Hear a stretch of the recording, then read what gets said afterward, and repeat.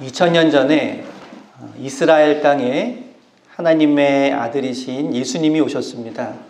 물론 처음에는 예수님을 하나님의 아들이라고 생각하는 사람들도 별로 없었고, 이 땅에 오실 때는 목수의 아들로 태어나셔서 그저 평범한 사람인 줄 알았는데, 그분에게는 특별한 모습이 보이기 시작했습니다.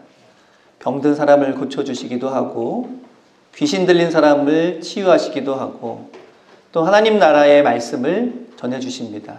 점점 사람들이 이분은 특별한 분이구나. 처음엔 예언자인 줄 알았는데 예언자 이상 되는 그런 모습으로 다가오셨습니다. 그래서 그 가운데에는 이분이 그동안 우리가 기다리던 구원자, 메시아라고 하는 그런 깨달음을 얻는 이들도 있었고, 더 나아가서는 하나님의 아들이라는 것을 깨닫는 자들도 있었습니다. 그런데 예수님이 이렇게 부각될수록 예수님을 반대하고 예수님을 싫어하는 사람들도 생겨나기 시작했습니다.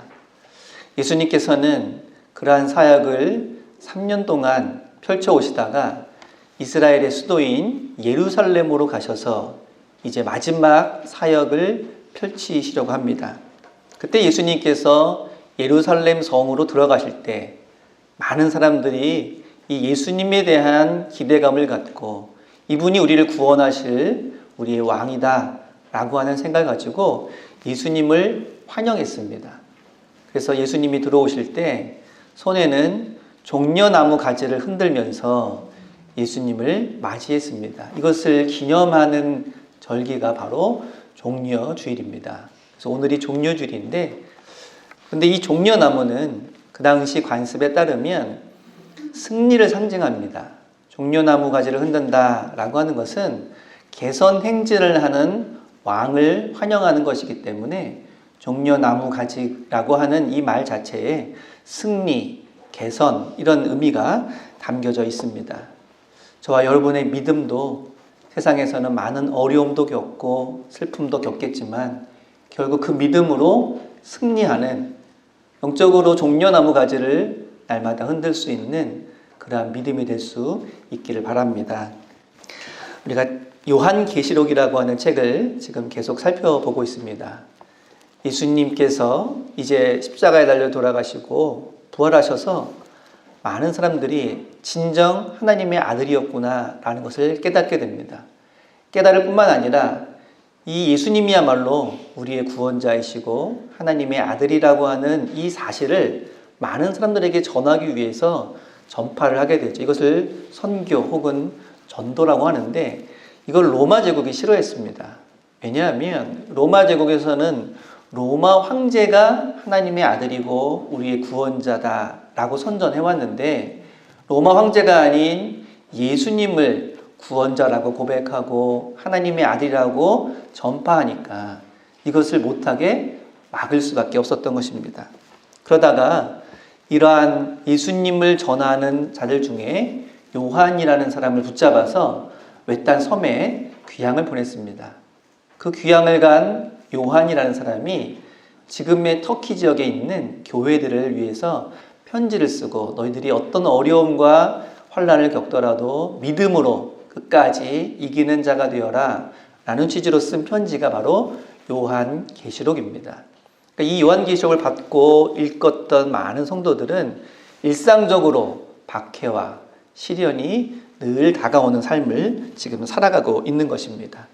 그들에게 보낸 편지 가운데 지난주에 봤던 6장에서는 하나님께서 지금 이 세상에 대한 계획을 봉인한 문서로 갖고 계신데, 이제 그것을 하나씩 열 때마다 그 안에 감춰진 내용이 드러나게 될 것이다 라고 하면서 그 봉인을 여시는 분은 어린 양 예수, 십자가에 달려 돌아가셨지만 부활하셔서 하나님의 보좌 우편에 계신 예수님께서 그것을 여신다라고 말을 하고 있습니다.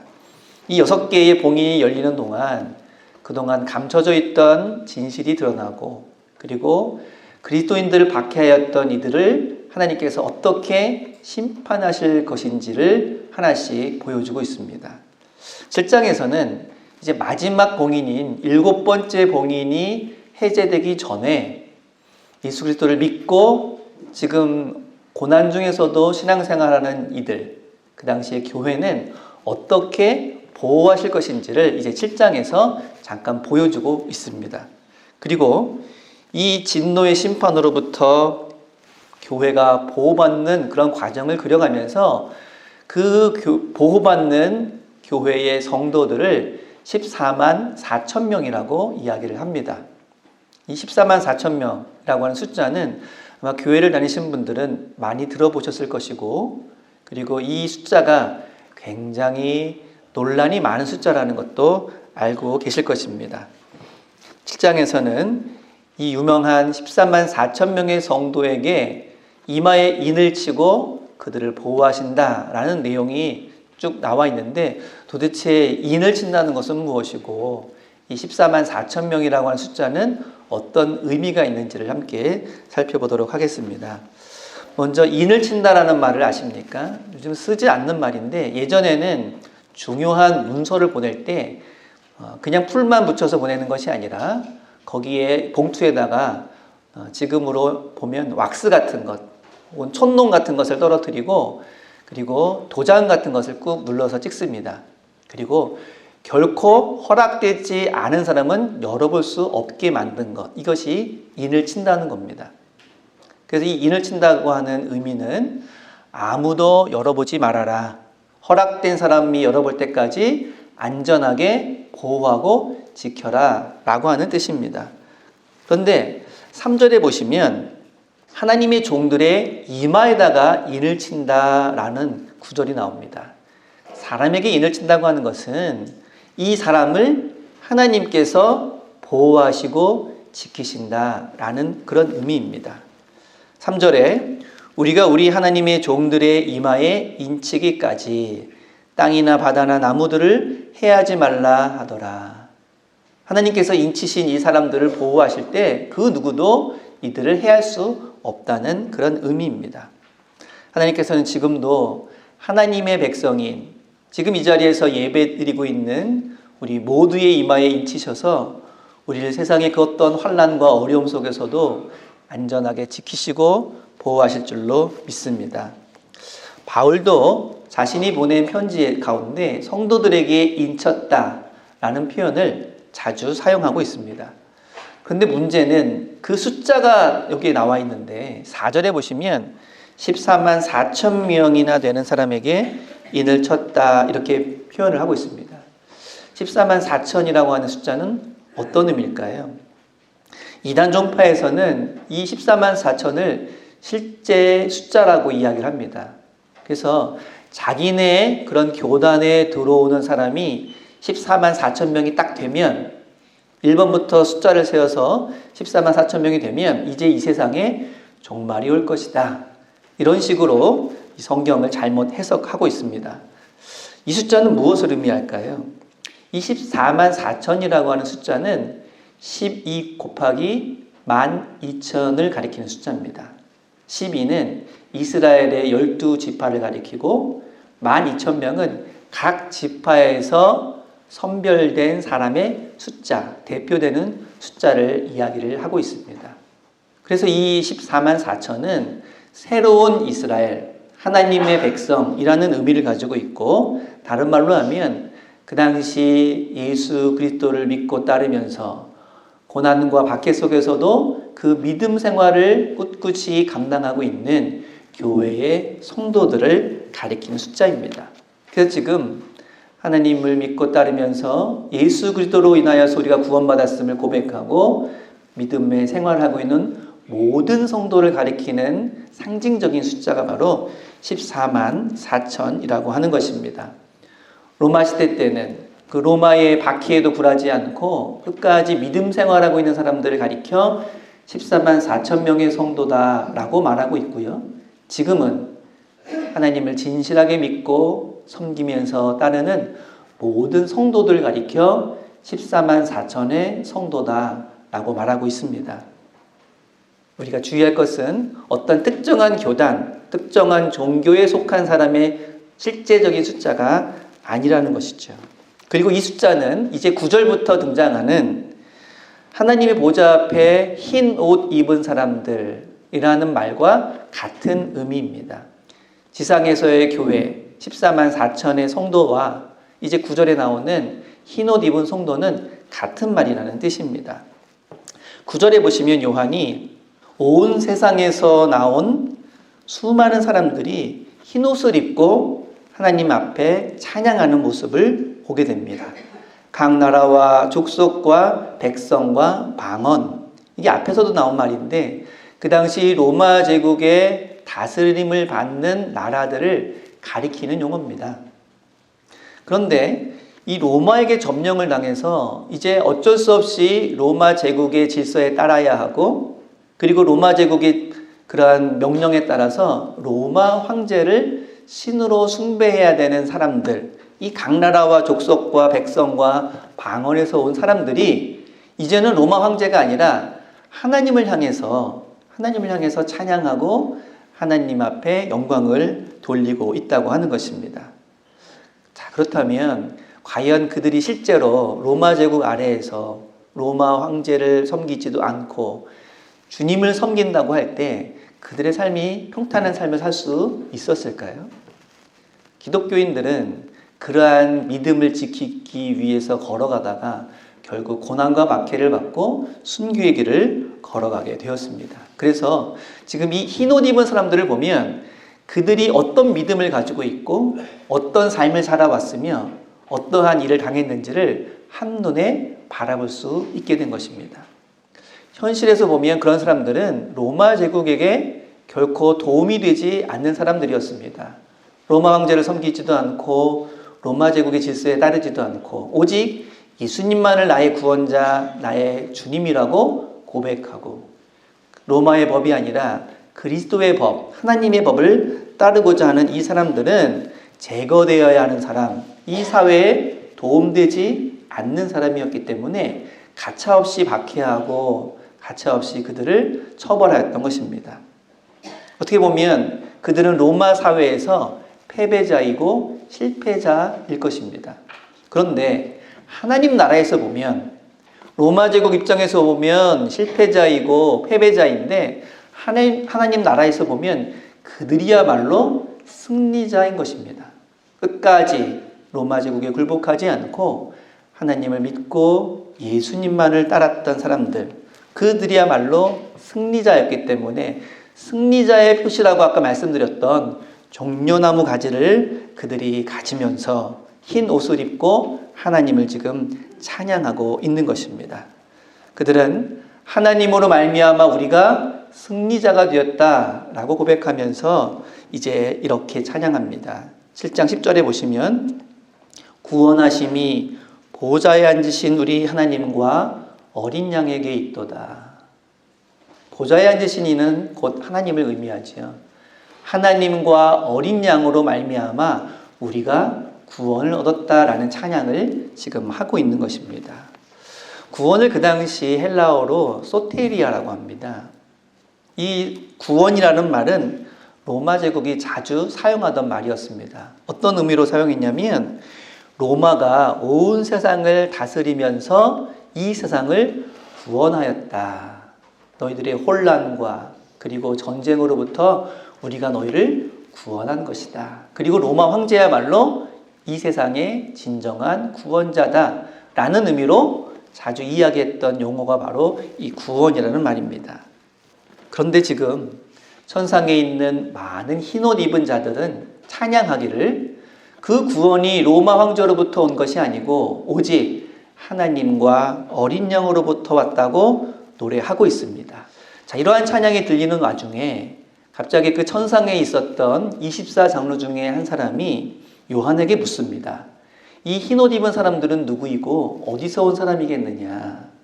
이건 몰라서 묻는 것이 아니고요. 굉장히 중요한 것이기 때문에 그것을 상기시키기 위해서 물어보고 있는 것입니다. 그래서 요한도 이렇게 대답합니다. 내 주여 당신이 아시나이다. 그 이야기를 듣고 요한에게 질문했던 그 장로가 스스로 대답합니다. 14절에 보시면 이는 큰 환난에서 나오는 자들인데 어린 양의 피에 그 옷을 씻어 희게 하였느니라. 여기서 말하는 이 큰 환난은 종말이 아닙니다. 이것은 로마 제국의 아래서 일어나고 있었던 그 핍박과 고난, 이것을 가리키는 말입니다. 그리스도인으로서 믿음의 길을 걸어가고자 할 때 피치 못하게 겪어야 되는 그러한 고난과 그러한 박해를 가리키는 것이 큰 환난이라고 하는 것입니다. 지금 이 흰옷 입은 사람들이 그러한 고난을 겪고 여기에까지 이르게 되었다라고 하는 것이죠. 그 말은 그들이 결코 중도에서 포기하지 않았다. 중간에서 좌절하지 않고 끝까지 그 믿음을 지키고 여기까지 온 것이다 라는 말입니다. 그런데 그들이 어린 양의 피에 옷을 씻었다라고 말합니다. 여러분, 피에다가 옷을 씻으면 하얘질까요? 빨개질까요? 당연히 빨개지겠죠. 그런데 이 본문에서는 어린 양의 피에 옷을 씻어 희게 되었다 이렇게 말합니다. 그래서 이것은 실제로 옷을 빨았다는 의미가 아니라 매우 상징적인 의미라고 할 수 있습니다. 어린 양의 피에 옷을 빨았다. 옷을 빤다는 말은 정결하게 된다는 의미인데 이 정결하게 되는 방법이 어린 양의 피에 옷을 빨았다라는 것입니다. 여기서 말하는 이 어린 양은 예수님을 말합니다. 예수님께서 예루살렘 성에 들어가셔서 그곳에서 복음을 전하시다가 결국은 십자가에 달려 피를 흘리시고 돌아가셨습니다. 바로 이것을 가리키는 말입니다. 십자가를 지셨다. 이것을 어린 양이 피를 흘리셨다라고 말하는 것입니다. 그렇다면 예수님이 흘리신 피에 옷을 빤다는 것은 어떤 의미일까요? 예수님께서 이런 말씀하신 적이 있죠. 너희가 나를 따르려거든 자기 십자가를 지고 내 뒤를 따를 것이니라. 예수님과 함께하는 자, 예수님을 본받고자 하는 자는 그저 예수님을 바라보기만 하는 자가 아니라 예수님이 걸어가셨던 그 십자가의 길, 그 고난의 길을 함께 걸어가는 자를 말합니다. 그래서 어린 양의 피에 옷을 빨았다는 말은 예수님이 지신 그 십자가를 함께 짊어지고 예수님이 걸어가신 그 길을 믿음으로 걸어갔다라는 것을 의미하는 것입니다. 로마 제국에서는 로마 제국의 반기를 들고 로마가 지시하는 것을 따르지 않는 사람들에게 본보기를 모이기 위해서 그 당시 가장 혹독한 십자가형으로 처벌하였습니다. 사람을 십자가에 매달아 놓고 죽을 때까지 말려 죽이는 것입니다. 그래서 그 누구도 로마의 이러한 지침에 거역하지 않게 하도록 이 혹독한 십자가형을 내렸던 것입니다. 그럼에도 불구하고 그리스도인들은 그러한 고통과 그러한 고난에도 불구하고 끝까지 그 믿음을 지키면서 십자가를 지게 되었는데 그 첫 십자가를 우리 주님께서 지고 걸어가셨던 것입니다.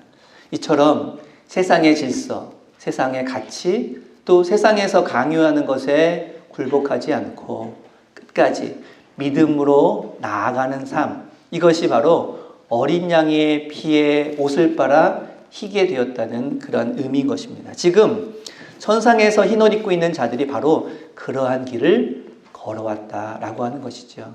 자신에게 손해가 된다고 하여서, 자신에게 고통이 된다고 하여서 중간에 포기하지도 않고, 또 때로는 자신에게 유익이 된다고 해서 이 믿음을 내팽개치지 않고 걸어온 사람들, 그들이 바로 흰 옷 입은 사람들, 어린 양의 피에 옷을 빨아 희게 된 사람들이라고 하는 것입니다.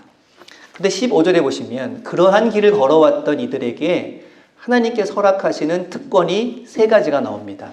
그것은 먼저 하나님의 보좌 앞에 서는 것, 두 번째는 밤낮으로 하나님을 섬기는 것, 세 번째는 보좌에 앉으신 이가 그들 위에 장막을 치시는 것입니다. 이것이 끝까지 믿음을 가지고 하나님 앞에 나온 이들에게 주시는 세 가지 특권입니다. 그 특권의 내용이 뭘까요? 자, 첫 번째는요. 로마 시대에 예수 믿고 믿음 생활하는 이들에게는 안전한 거처가 없었습니다. 그들은 두세 사람이 모여서 예배드려도 로마 당국에서 그들을 체포해 가고 또 그들을 십자가에 못 박고 하는 그러한 시대에 살고 있었기 때문에 안전하게 거처할 장소도 마땅치가 않았습니다.